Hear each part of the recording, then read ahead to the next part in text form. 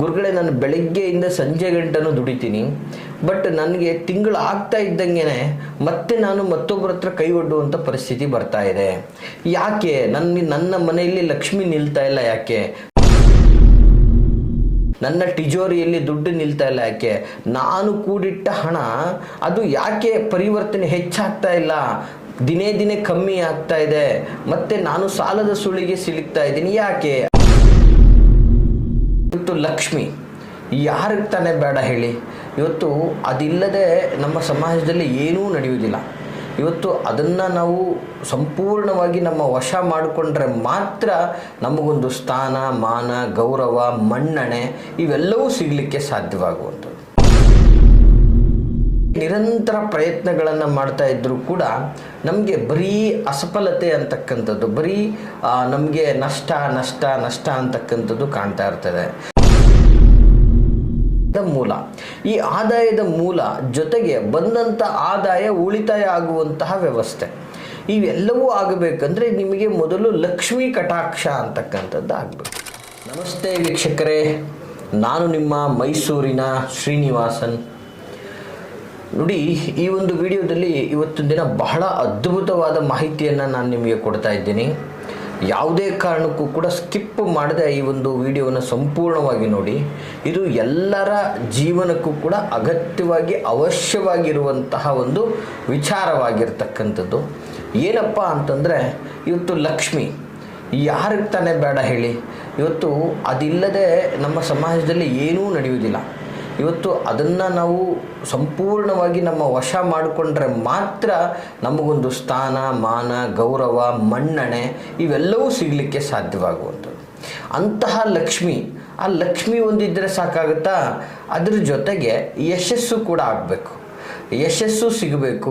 ಜೊತೆಗೆ ವಿಶೇಷವಾಗಿ ನಮ್ಮ ಭಾಗ್ಯ ಅಂದರೆ ಏನು ಹೇಳ್ತೀವಿ, ನಮ್ಮ ಜಾತಕ ಕರ್ಮದಲ್ಲಿ ಭಾಗ್ಯಸ್ಥಾನವನ್ನು 9ನೇ ಮನೆಯಲ್ಲಿ ನೋಡ್ತೀವಿ. ಈ ಭಾಗ್ಯಸ್ಥಾನ ಆ್ಯಕ್ಟಿವ್ ಆಗಬೇಕು. ಅಂದರೆ ಭಾಗ್ಯಸ್ಥಾನ ಆ್ಯಕ್ಟಿವ್ ಆದಾಗ ಏನಾಗ್ತದೆ, ನಮಗೆ ಎಲ್ಲ ಕಡೆಯಿಂದನೂ ಯಶಸ್ಸು, ಮನ್ನಣೆ, ಜೊತೆಗೆ ಧನ ಧಾನ್ಯ ಸಮೃದ್ಧಿಯಾಗಿ ಬರ್ತದೆ. ಇವತ್ತು ನೋಡಿ, ಸಾಮಾನ್ಯವಾಗಿ ನಾವು ಎಷ್ಟೇ ನಿರಂತರ ಪ್ರಯತ್ನಗಳನ್ನು ಮಾಡ್ತಾ ಇದ್ದರೂ ಕೂಡ ನಮಗೆ ಬರೀ ಅಸಫಲತೆ ಅಂತಕ್ಕಂಥದ್ದು, ಬರೀ ನಮಗೆ ನಷ್ಟ ನಷ್ಟ ನಷ್ಟ ಅಂತಕ್ಕಂಥದ್ದು ಕಾಣ್ತಾ ಇರ್ತದೆ. ಜೊತೆಗೆ ನಾವೇನೋ ಅಂದ್ಕೊಂಡಂತಹ ಕಾರ್ಯ ಅಥವಾ ನಾವು ಕೈಗೆ ತೆಗೆದುಕೊಂಡಂತಹ ಕಾರ್ಯ ನಾವು ಅಂದ್ಕೊಂಡಂಥ ಸಮಯಕ್ಕೆ ನೆರವೇರ್ತಾ ಇರಲ್ಲ, ಅಥವಾ ಅದಕ್ಕೆ ಪೂರಕವಾದ ವ್ಯವಸ್ಥೆನೇ ಸರಿ ಹೋಗ್ತಾ ಇರಲ್ಲ. ಇನ್ನೇನು ಕೈ ಸೇರಬೇಕು, ಕೈ ಸೇರ್ತಾ ಇರಲ್ಲ. ಒಂದಲ್ಲ ಒಂದು ರೀತಿಯಾದಂತಹ ಅಡೆತಡೆಗಳು, ವಿಘ್ನಗಳು ನಮ್ಮನ್ನು ಆವರಿಸ್ಕೊಳ್ತಾ ಬರ್ತಾ ಇರುತ್ತೆ. ಇದರಿಂದಾಗಿ ಏನಾಗ್ತದೆ, ನಿರಂತರವಾಗಿ ನಮಗೆ ನಿರಾಸೆ ಅನ್ನೋದು ಉಂಟಾಗುತ್ತೆ. ಈ ನಿರಾಸೆಯಿಂದ ಜಿಜ್ಞಾಸೆಗೆ ಒಳಗಾಗಬೇಕಾಗುತ್ತೆ. ಸೊ ಈ ಎಲ್ಲ ಪರಿಸ್ಥಿತಿಗಳಿಂದ ಏನಪ್ಪ ಇದು, ನಾನು ಎಷ್ಟು ಎಫರ್ಟ್ ಆಗ್ತಾ ಇದ್ದೀನಿ, ನನಗೆ ದುಡ್ಡು ಪ್ರಾಪ್ತಿ ಆಗ್ತಾ ಇಲ್ಲ. 1000 ದುಡಿದ್ರೆ ಸಂದೇಗ್ಲಾಯ ದುಡ್ಡು ಬರ್ತಾ ಇದೆ, ಬಂದಿದ್ದ ದುಡ್ಡು ನಿಲ್ತಾ ಇಲ್ಲ, ಎಲ್ಲಿ ಹೋಗ್ತಾ ಇದೆ ಗೊತ್ತಾಗ್ತಾ ಇಲ್ಲ. ಇವತ್ತು ನನ್ನ ಒಂದು ತಿಂಗಳ ಗೋಲು, ನಾನು ಒಂದು ತಿಂಗಳಿಗೆ ಇವತ್ತು 1 ಲಕ್ಷ ದುಡಿಬೇಕು. ಸೊ ಅದಕ್ಕೆ ನಾನು 2 ಲಕ್ಷದಷ್ಟು ಎಫರ್ಟ್ ಹಾಕ್ತಾ ಇದ್ದೀನಿ, ಬಟ್ ನನಗೆ 1 ಲಕ್ಷ ರಿಸಲ್ಟ್ ಸಿಗ್ತಾ ಇಲ್ಲ. ಹೇಗೆ? ಇವತ್ತು ನನ್ನ ಹತ್ರನೇ ಜ್ಞಾನವನ್ನು ಕಲ್ತ್ಕೊಂಡು, ನನ್ನಿಂದನೇ ಕೆಲಸವನ್ನು ಕಲ್ತ್ಕೊಂಡು, ಇವತ್ತು ನನ್ನ ಮುಂದೆ ಬೆಳೆದಂಥ ವ್ಯಕ್ತಿ ಇವತ್ತು ನನಗಿಂತ ದೊಡ್ಡ ಮಟ್ಟದಲ್ಲಿ ಧನ ಪ್ರಾಪ್ತಿ ಮಾಡ್ಕೊಳ್ತಾ ಇದ್ದಾನೆ, ಬಟ್ ನನಗೆ ಮಾತ್ರ ಆಗ್ತಾ ಇಲ್ಲ. ಯಾಕೆ? ನೋಡಿ, ವಿಶೇಷವಾಗಿ ಇವತ್ತು ಕುಟುಂಬ ನಿರ್ವಹಣೆ ಮಾಡಲಿಕ್ಕೆ ಹಣದ ಅವಶ್ಯಕತೆ ಇದೆ. ಇವತ್ತು ವಿಶೇಷವಾಗಿ ನಾವು ಎಲ್ಲೋ ಒಂದು ಪ್ರಯಾಣ ಮಾಡಬೇಕು, ಒಂದು ಸುಖಕರವಾದಂತಹ ಒಂದು ವ್ಯವಸ್ಥೆಗೆ ಹೋಗಬೇಕು, ಅಥವಾ ಒಂದು ಯಾತ್ರೆ ಮಾಡಬೇಕು, ಎಲ್ಲದಕ್ಕೂ ಹಣದ ಅವಶ್ಯಕತೆ ಇದೆ. ಮತ್ತು ವಿಶೇಷವಾಗಿ ನೀವು ನಿಮ್ಮ ಕುಟುಂಬದ ವ್ಯವಸ್ಥೆ, ಸಾಂಸಾರಿಕ ಜೀವನ, ಮಕ್ಕಳ ವಿದ್ಯಾಭ್ಯಾಸ, ವಾಹನಾದಿ ಖರೀದಿ, ಧನಧಾನ್ಯದಿಂದಾಗಿ ಮನೆ ಮಠ ಆಸ್ತಿ ಖರೀದಿ, ಇವೆಲ್ಲದಕ್ಕೂ ಮೂಲ ಧನ ಸಂಪತ್ತು, ಆದಾಯದ ಮೂಲ. ಈ ಆದಾಯದ ಮೂಲ ಜೊತೆಗೆ ಬಂದಂಥ ಆದಾಯ ಉಳಿತಾಯ ಆಗುವಂತಹ ವ್ಯವಸ್ಥೆ, ಇವೆಲ್ಲವೂ ಆಗಬೇಕಂದ್ರೆ ನಿಮಗೆ ಮೊದಲು ಲಕ್ಷ್ಮೀ ಕಟಾಕ್ಷ ಅಂತಕ್ಕಂಥದ್ದು ಆಗಬೇಕು. ನೋಡಿ, ಸಾಮಾನ್ಯವಾಗಿ ಇವತ್ತು ಲಕ್ಷ್ಮೀ ಕಟಾಕ್ಷ ಆಗಲಿಕ್ಕೆ ಅಥವಾ ಧನ ಪ್ರಾಪ್ತಿ ಆಗಲಿಕ್ಕೆ, ಯಶಸ್ಸು ನಿಮ್ಮ ಬೆಂಬಿಡದೆ ನಿಮ್ಮ ಹಿಂದೆ ಸಾಗಲಿಕ್ಕೆ ನೀವು ನಾನಾ ಥರದ ಪ್ರಯತ್ನಗಳನ್ನು ಮಾಡಿರ್ತೀರ. ಬಟ್ ಯಾವುದೇ ಪ್ರಯತ್ನಗಳು ಕೂಡ ನಿಮಗೆ 100% ರಿಸಲ್ಟನ್ನು ಕೊಡ್ತಾ ಇರಲ್ಲ. ಬರೀ ನಷ್ಟ, ಅವಮಾನ. ಇವತ್ತು ಒಂದು ಕೆಲಸ ಆಗಿರುತ್ತೆ, ಅದರಲ್ಲಿ ಒಂದು 4 ಕಾಸು ಮಾಡ್ಬೋದು ಅಂತ ಅಂದ್ಕೊಂಡಿರ್ತೀರ, ಬಟ್ ನೀವು ನಿರೀಕ್ಷೆಗೂ ಮೀರಿ ನೀವೇ ಒಂದು ನಷ್ಟಕ್ಕೆ ಗುರಿ ಹೊಂದುವಂತಹ ಪರಿಸ್ಥಿತಿ ಕ್ರಿಯೇಟ್ ಆಗ್ತದೆ. ಯಾಕೆ ಈಗ ಆಗ್ತದೆ ನೋಡಿ, ಅದರ ಜೊತೆಗೆ ಏನಾಗ್ತದೆ, ನಾನು ಬಹಳಷ್ಟು ಸಲ ಗಮನಿಸಿರ್ತಕ್ಕಂಥದ್ದು, ಹೀಗೆ ಒಂದು ಭಕ್ತರು ಬರ್ತಾರೆ, ಗುರುಗಳೇ ನಾನು ಬೆಳಗ್ಗೆಯಿಂದ ಸಂಜೆ ಗಂಟನೂ ದುಡಿತೀನಿ, ಬಟ್ ನನಗೆ ತಿಂಗಳು ಆಗ್ತಾ ಇದ್ದಂಗೆ ಮತ್ತೆ ನಾನು ಮತ್ತೊಬ್ಬರ ಹತ್ರ ಕೈ ಒಡ್ಡುವಂಥ ಪರಿಸ್ಥಿತಿ ಬರ್ತಾ ಇದೆ. ಯಾಕೆ ನನ್ನ ಮನೆಯಲ್ಲಿ ಲಕ್ಷ್ಮಿ ನಿಲ್ತಾ ಇಲ್ಲ, ಯಾಕೆ ನನ್ನ ತಿಜೋರಿಯಲ್ಲಿ ದುಡ್ಡು ನಿಲ್ತಾ ಇಲ್ಲ, ಯಾಕೆ ನಾನು ಕೂಡಿಟ್ಟ ಹಣ ಅದು ಯಾಕೆ ಪರಿವರ್ತನೆ ಹೆಚ್ಚಾಗ್ತಾ ಇಲ್ಲ, ದಿನೇ ದಿನೇ ಕಮ್ಮಿ ಆಗ್ತಾ ಇದೆ, ಮತ್ತೆ ನಾನು ಸಾಲದ ಸುಳಿಗೆ ಸಿಲುಕ್ತಾ ಇದ್ದೀನಿ, ಯಾಕೆ ಅನ್ನುವಂಥದ್ದು. ನೋಡಿ, ಸಾಮಾನ್ಯವಾಗಿ ನಾವು ಕಷ್ಟಪಟ್ಟು ದುಡಿಯೋದು ಮುಖ್ಯ ಅಲ್ಲ, ದುಡಿದಿದ್ದಂಥ ಹಣವನ್ನು ಉಳಿತಾಯ ಮಾಡುವುದು ಸಹ ಬಹಳ ಮುಖ್ಯವಾಗ್ತದೆ. ಸೊ ಉಳಿತಾಯ ಮಾಡಿದಂಥ ಹಣದಿಂದ ಮತ್ತೊಂದಷ್ಟು ಹಣವನ್ನು ಗಳಿಸುವಂಥದ್ದು ಕೂಡ ಇಂಪಾರ್ಟೆಂಟ್ ಆಗ್ತದೆ. ಅಂದರೆ ಒಂದು ಚೈನ್ ಲಿಂಕ್ ಆಗಿ ವ್ಯವಹಾರಗಳನ್ನು ನಡೆಸ್ಕೊಂಡು ಹೋಗುವಂಥದ್ದು. ಇದಕ್ಕೆ ಮುಖ್ಯವಾಗಿ ಏನು ಬೇಕು, ಆ ಲಕ್ಷ್ಮಿಯ ವ್ಯವಸ್ಥೆ, ಆ ತಾಯಿಯ ಅನುಗ್ರಹ, ಜೊತೆಗೆ ನೀವೇನೇ ಒಂದು ಕಾರ್ಯರೂಪವನ್ನು ಮಾಡಿದ್ರು, ಅಂದರೆ ಒಂದು ಬಂಡವಾಳ ಹಾಕಿ ಒಂದು ಉದ್ಯಮವನ್ನು ಸೃಷ್ಟಿ ಮಾಡ್ತೀನಿ ಅಂದರೆ ಅಲ್ಲಿ ನಿಮಗೆ ಬೇಕಾಗಿರೋದೇನು, ಯಶಸ್ಸು. ಹಾಗೆ ಜೊತೆಗೆ ಯಾರೋ ಸ್ನೇಹಿತರ ಜೊತೆಗೆ ಒಂದು ಆರ್ಥಿಕವಾಗಿ ವ್ಯವಹಾರ ಮಾಡಿ ಒಂದು 4 ಕಾಸನ್ನು ನಿರೀಕ್ಷೆ ಮಾಡ್ತೀನಿ ಅಂದ್ರೂ ಅಲ್ಲೇನು ಬೇಕಾಗಿರ್ತಕ್ಕಂಥದ್ದು, ನಿಮಗೆ ನಿಮ್ಮ ಭಾಗ್ಯ ತೆರಿಬೇಕು. ಅರ್ಥ ಆಗ್ತಿದೆಯಲ್ಲ? ಸೊ ಈ ಎಲ್ಲ ಥರದ ಒಂದು ವ್ಯವಸ್ಥೆಗಳು ನಿಮಗೆ ಅನುಕೂಲ ಆದರೆ ಮಾತ್ರ ಯಶಸ್ಸು ನಿಮ್ಮದಾಗ್ತದೆ.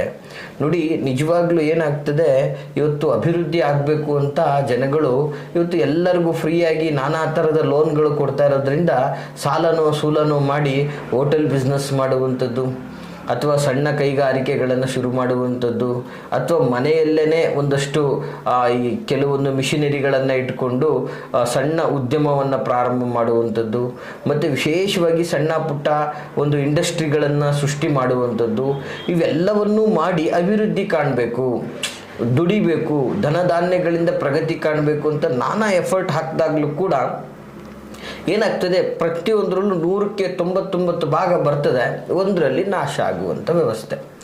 ಎಷ್ಟು ಕಷ್ಟಪಟ್ಟು ನೀವು ಒಂದು ವ್ಯವಸ್ಥೆ ತಂದಿರ್ತೀರ, ಒಂದು ಸ್ಟುಡಿಯೋ ಆಗಿರ್ಬೋದು ಅಥವಾ ನಾನಾ ಥರದ ವ್ಯವಹಾರಗಳು, ಉದ್ಯಮ ನೀವೇ ಸ್ವತಃ ಆಗೋದಿಲ್ಲ, ಎಲ್ಲ ನಷ್ಟಕ್ಕೆ ಗುರಿ ಅನ್ನುವಂಥದ್ದು.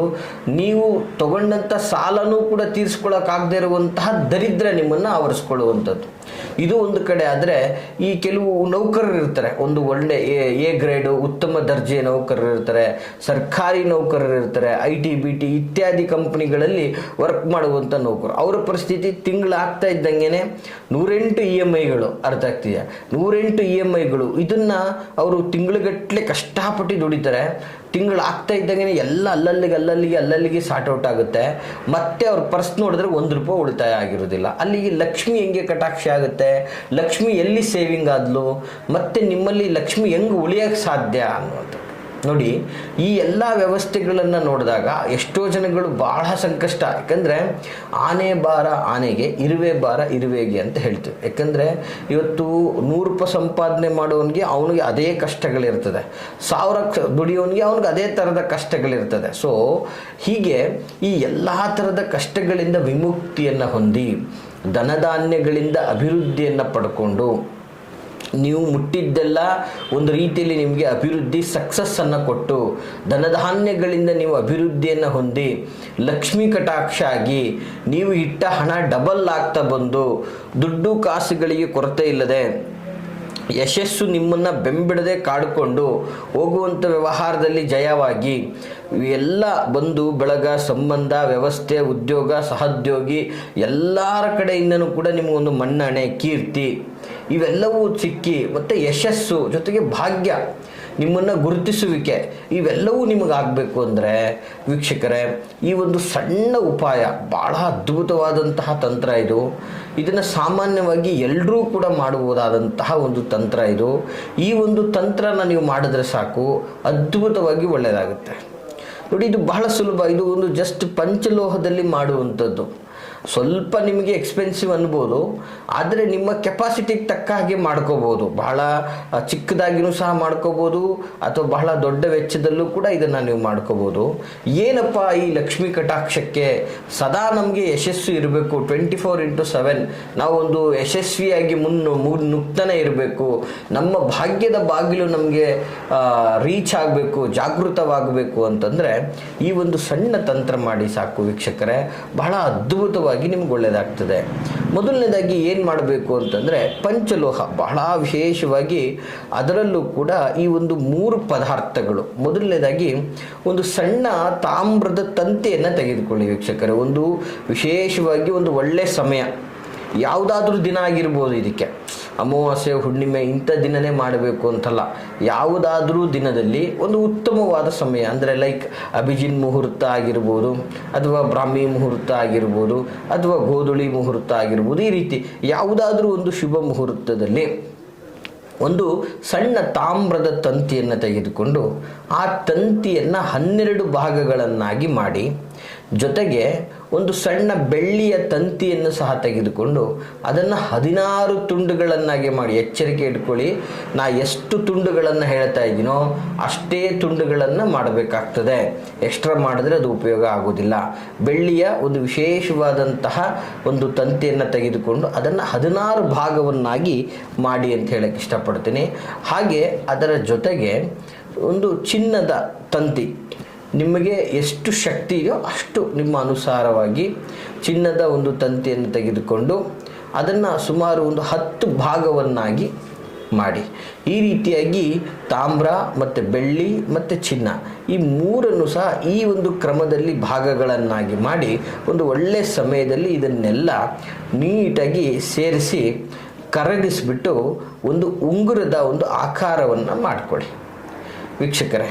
ಬಹಳ ಅದ್ಭುತವಾದಂಥ ವ್ಯವಸ್ಥೆ. ಇದನ್ನು ನಿಮ್ಮ ಕೈಯಲ್ಲಿ ಮಾಡೋಕ್ಕಾಗಲಿಲ್ಲ ಅಂದರೆ ನೀವು ಇದನ್ನು ಕಟ್ ಮಾಡಿ ನಿಮ್ಮ ಅಕ್ಕಪಕ್ಕದಲ್ಲಿರ್ತಕ್ಕಂತಹ ಯಾವುದಾದ್ರೂ ಆಚಾರರ ಕೈಯಲ್ಲಿ ಇದನ್ನು ಮಾಡಿಸ್ಬೋದು. ಇದೇ ಪ್ರಮಾಣ ಕೊಟ್ಟು ಮಾಡಿಸ್ಬೇಕು. ಪ್ರಮಾಣವನ್ನು ನೀವೇ ಕೊಟ್ಟು ನಿಮ್ಮ ಒಂದು ಸೈಜಿಗೆ ತಕ್ಕ ಹಾಗೆ ಇದನ್ನು ಮಾಡಿಸ್ಕೋಬೋದು. ಒಂದು ಉಂಗುರ ಥರ ಮಾಡಿಸ್ಕೊಂಡು ಅದನ್ನು ತಂದ ನಂತರ ಅದನ್ನು ಪಂಚಾಮೃತದಲ್ಲಿ ಸಂಪೂರ್ಣವಾಗಿ ಶುದ್ಧಗೊಳಿಸಬೇಕು. ಪಂಚಾಮೃತದಲ್ಲಿ ಸಂಪೂರ್ಣವಾಗಿ ಶುದ್ಧಗೊಳಿಸಿ ನಿಮ್ಮ ಬಲಗೈನ ತರ್ಜನಿ ಬೆರಳು, ಅಂದರೆ ಏನು ಹೇಳ್ತೀವಿ ಅಂದರೆ ಹೆಬ್ಬೆರಳಿನಿಂದ 2ನೇ ಬೆರಳು, ಹೆಬ್ಬೆರಳು ಅದರ ಪಕ್ಕದಲ್ಲಿರ್ತಕ್ಕಂಥದ್ದೇ ತರ್ಜನಿ ಬೆರಳು. ಇದೇನು ಬೆರಳು ತೋರಿಸ್ತಾ ಇದ್ದೀನಿ ನಾನು, ಇದೇ ತರ್ಜನಿ ಬೆರಳು ಅಂತ ಹೇಳ್ತೀವಿ. ಈ ಬೆರಳಿಗೆ ಇದನ್ನು ನೀವು ಶುದ್ಧ ಮನಸ್ಸಿನಿಂದ ಅದನ್ನು ಪಂಚಾಮೃತದಲ್ಲಿ ಶುದ್ಧಗೊಳಿಸಿ ನಿಮ್ಮ ಕುಲದೇವತೆ ಕುಲದೈವಗಳಿಗೆ ಅದರ ಪಾದದ ಅಡಿಯಲ್ಲೂ ಇಟ್ಟು ಅದನ್ನು ನೀವು ನಮಸ್ಕಾರ ಮಾಡಿ ನಂತರ ನೀವು ಅದನ್ನು ಧಾರಣೆ ಮಾಡೋದರಿಂದ ನೀವು ಹೋಗೋ ಪ್ರತಿಯೊಂದು ಕಾರ್ಯದಲ್ಲೂ ಕೂಡ ಯಶಸ್ಸು ನಿಮ್ಮದಾಗುತ್ತೆ, ಜಯ ನಿಮಗೆ ಸಿಗುತ್ತೆ, ನಿಮ್ಮ ಒಂದು ಧನ ಧಾನ್ಯಗಳ ಅಭಿವೃದ್ಧಿ ಆಗುತ್ತೆ, ಮತ್ತು ನೀವು ಕೊಟ್ಟಂಥ ಹಣ ನಿಮ್ಮ ಕೈಗೆ ಬಂದು ಸೇರುತ್ತೆ, ಧನ ಕನಕಗಳಿಗೆ ಕೊರತೆ ಇರೋದಿಲ್ಲ, ಲಕ್ಷ್ಮಿ ಪ್ರಾಪ್ತಿ ಆಗುತ್ತೆ. ನೀವು ಅತಿ ಹೆಚ್ಚಾಗಿ ಇವತ್ತು ಸಾಲ ಸಂಕಷ್ಟ, ದುಡ್ಡು, ಉದ್ಯೋಗ, ವ್ಯವಹಾರ ಈ ರೀತಿಯಲ್ಲಿ ಈ ಕುಟುಂಬ ನಿರ್ವಹಣೆ ಮತ್ತು ನಾನಾ ವ್ಯವಹಾರಗಳಿಗೆ ಮಕ್ಕಳು ಮದುವೆ ಮಾಡೋಕ್ಕಾಗ್ತಾ ಇಲ್ಲ, ಎಜುಕೇಷನ್ ಕೊಡ್ಸೋಕ್ಕಾಗ್ತಾ ಇಲ್ಲ, ಮನೆ ತಗೊಳಕ್ಕಾಗ್ತಾ ಇಲ್ಲ, ಈ ಥರ ಎಲ್ಲ ಥರದ ಈ ಆರ್ಥಿಕ ಸಂಕಷ್ಟಗಳನ್ನು ಅನುಭವಿಸ್ತಾ ಇದ್ರೆ ಈ ಒಂದು ಸಣ್ಣ ತಂತ್ರ ನಿಮ್ಮ ಎಲ್ಲ ಸಂಕಷ್ಟಗಳಿಗೆ ಒಂದು ಮುಕ್ತಿಯನ್ನು ಕೊಡುತ್ತೆ ಅಂತ ಹೇಳಲಿಕ್ಕೆ ಇಷ್ಟಪಡ್ತೀನಿ ವೀಕ್ಷಕರೇ. ಈ ಮಾಹಿತಿ ತಮಗೆ ಇಷ್ಟವಾಗಿದ್ದರೆ ದಯವಿಟ್ಟು ಲೈಕ್ ಮಾಡಿ. ಹಾಗೆ ಯಾರೆಲ್ಲ ಧನ ದಾರಿದ್ರ್ಯಗಳಿಗೆ ಸಂಬಂಧಪಟ್ಟಾಗೆ ನೋವನ್ನು ಅನುಭವಿಸ್ತಾ ಇದ್ದಾರೋ ಅಂಥವ್ರಿಗೆ ತಪ್ಪದೇನೆ ಈ ಒಂದು ವಿಡಿಯೋವನ್ನು ಶೇರ್ ಮಾಡಿ ಅಂತ ಹೇಳ್ತಾ, ಎಲ್ಲರೂ ಸಹ ಒಂದು ಸಲ ಶ್ರೀ ಮಹಾಲಕ್ಷ್ಮೀ ನಮಃ ಅಂಥೇಳಿ ಈ ಒಂದು ವಿಡಿಯೋಗೆ ಕಮೆಂಟನ್ನು ಮಾಡಿ ಅಂತ ಹೇಳ್ತಾ ಎಲ್ರಿಗೂ ಶುಭವಾಗಲಿ. ಹಾಗೆ ನಾನಿರುವಂತಹ ವಿಳಾಸ ಮೈಸೂರಿನ ವಿಜಯನಗರ 2ನೇ ಹಂತ KD ಸರ್ಕಲಲ್ಲಿ ನನ್ನ ಕಚೇರಿ ಇರುವಂಥದ್ದು. ನಿಮ್ಮ ಯಾವುದೇ ವಿಚಾರಗಳನ್ನು ಮುಕ್ತವಾಗಿ ನಮ್ಮೊಟ್ಟಿಗೆ ಸಮಾಲೋಚನೆ ಮಾಡಬೇಕು ಅನ್ನೋದಾದರೆ ವಿಡಿಯೋದಲ್ಲಿ ಕಾಣ್ತಾ ಇರತಕ್ಕಂತಹ ಸಂಖ್ಯೆಗೆ ಕರೆ ಮಾಡಿ ಅಂತ ಹೇಳ್ತಾ ಎಲ್ರಿಗೂ ಶುಭವಾಗಲಿ. ನಮಸ್ಕಾರ.